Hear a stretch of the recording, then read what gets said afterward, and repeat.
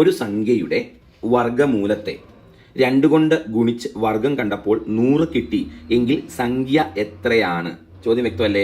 ഒരു സംഖ്യയുടെ വർഗമൂലത്തെ ഞാൻ ഒരു സംഖ്യ എക്സ് എന്നെടുത്തു.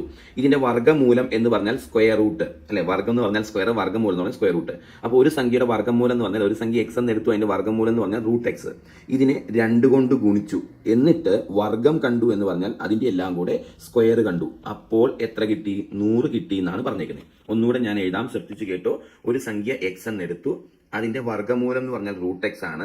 വർഗമൂലത്തെ 2 കൊണ്ട് ഗുണിച്ചു എന്ന് പറഞ്ഞാൽ റൂട്ട് എക്സിനെ 2 കൊണ്ട് ഗുണിച്ചു എന്നാണ്. എന്നിട്ട് വർഗം കണ്ടപ്പോൾ എന്ന് പറഞ്ഞാൽ സ്ക്വയർ കണ്ടപ്പോൾ എത്ര കിട്ടി? 100 കിട്ടി. ഇനി സോൾവ് ചെയ്യാൻ വേണ്ടി മക്കളെ ഈ സ്ക്വയർ 2 പേർക്കും വീതിച്ചു കൊടുക്കാം. അപ്പം റൂട്ട് എക്സിനും സ്ക്വയർ ഇട്ടു അല്ലെ, 2നും സ്ക്വയർ ഇട്ടു, ഈക്വൽ ടു 100 എന്ന് എഴുതി. ക്ലിയർ ആണല്ലോ? എങ്ങനെ വന്നു എന്ന് ചോദിച്ചാൽ ഇങ്ങനെ വേണമെങ്കിൽ ഒരു റൂളായിട്ട് പറയാം. A into B whole raised to n എന്ന് പറഞ്ഞാൽ A raised to n into B raised to n എന്ന് സെപ്പറേറ്റ് എഴുതാൻ പറ്റും.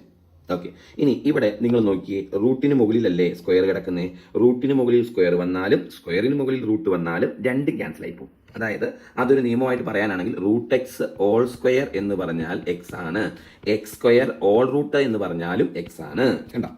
ശരി, അപ്പോൾ ഇവിടെ എത്ര വരും? എക്സ് വരും അല്ലേ, ഇൻറ്റു 2ന്റെ സ്ക്വയർ 4 ഈക്വൽ ടു 100 എന്ന് കിട്ടും അല്ലേ. അതിന് എക്സ് കണ്ടുപിടിക്കാൻ 4 100ന്റെ താഴേക്ക് പോകും, 100/4 ആൻസർ 25 എന്ന് കിട്ടും. ഓപ്ഷൻ സി ആണ് കുഞ്ഞുങ്ങളെ ആൻസർ. അതെ, ഇതൊരു മസ്റ്റ് വാച്ച് വീഡിയോ ആണ്.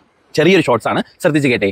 നമ്മുടെ കാപ്പൻസ് ലേണിംഗ് സൊല്യൂഷൻ എന്ന യൂട്യൂബ് ചാനലിൽ നിങ്ങൾ ഏത് എക്സാമിനാണോ പ്രിപ്പയർ ചെയ്യുന്നത് അതിൻ്റെ മാത്സ് ക്ലാസ്സുകൾ പ്ലേലിസ്റ്റ് തിരിച്ചിട്ടുണ്ട്. LPUP പരീക്ഷകൾക്ക് പ്രിപ്പയർ ചെയ്യുന്നവരാണെങ്കിൽ LPUP മാത്സ് ക്ലാസ് എന്ന് പറഞ്ഞൊരു പ്ലേലിസ്റ്റ് ഉണ്ട്. ആ പ്ലേലിസ്റ്റിലെ ക്ലാസ്സുകൾ മുഴുവൻ കണ്ടാൽ 15 മാർക്കിൻ്റെ കാര്യം സേഫാണ്. നിങ്ങൾ LDC VFA പരീക്ഷകൾക്ക് പ്രിപ്പയർ ചെയ്യുന്നവരാണെങ്കിൽ LDC VFA മാത്സ് എന്ന് പറഞ്ഞ ക്ലാസ് ഉണ്ട്, ഒരു പ്ലേലിസ്റ്റ് ഉണ്ട്. ആ പ്ലേലിസ്റ്റിലെ ക്ലാസ്സുകൾ മാത്രം കണ്ടാൽ മതി.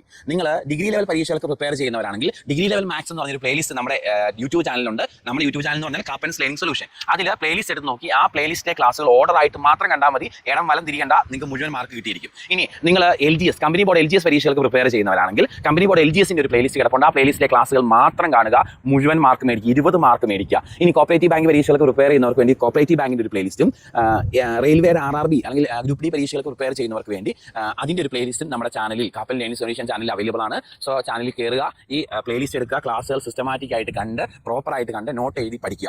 ഇനി നമുക്ക് ജോസ് കാപ്പൻ JOSCKAPPEN എന്ന പേരിൽ ഒരു ടെലഗ്രാം ചാനലുണ്ട്.